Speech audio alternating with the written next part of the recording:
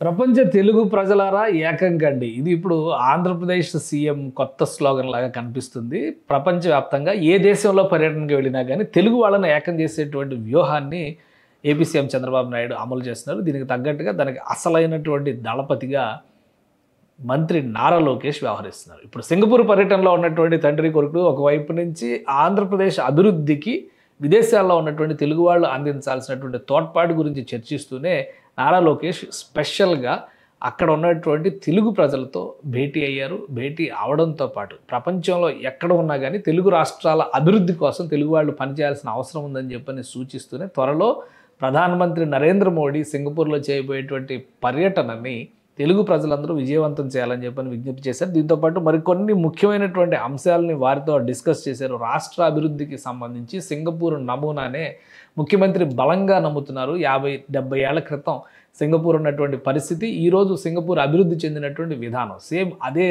మోడల్ని తీసుకుని ఆంధ్రప్రదేశ్లో డబుల్ ఇంజిన్ సర్కార్ అభివృద్ధి పదంలో ముందుకు సాగేటువంటి ప్రణాళికని అమలు చేస్తోందని చెప్పని నారా లోకేష్ చెబుతున్నారు. ఈ క్రమంలోనే తెలుగు ప్రజలు అక్కడ సక్సెస్ అయినటువంటి వాళ్ళు ఆంధ్రప్రదేశ్ అభివృద్ధికి ఏ విధంగా బాటలు వేయాలనే దానిలో భాగస్వాములు కావాలంటే ఏపీ ఎన్ఆర్టీ ఆధ్వర్యంలో అంటే నాన్ రెసిడెంట్ తెలుగుస్ అనేటువంటి పేరుతో ఒక సొసైటీని గతంలో చంద్రబాబు నాయుడు ప్రభుత్వం ఏర్పాటు చేసింది.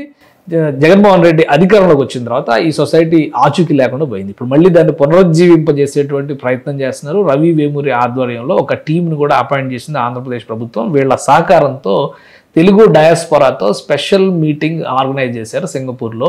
ఉదయాన్నే వారితో భేటీ అయ్యారు. రాష్ట్ర అవసరాలు, సింగపూర్ పారిశ్రామిక అభివృద్ధి నమూనాని రాష్ట్రంలో అమలు చేయడం, ఇదే ఎజెండాగా నారా లోకేష్ వాళ్ళకి ఒక దిశానిర్దేశం చేశారు.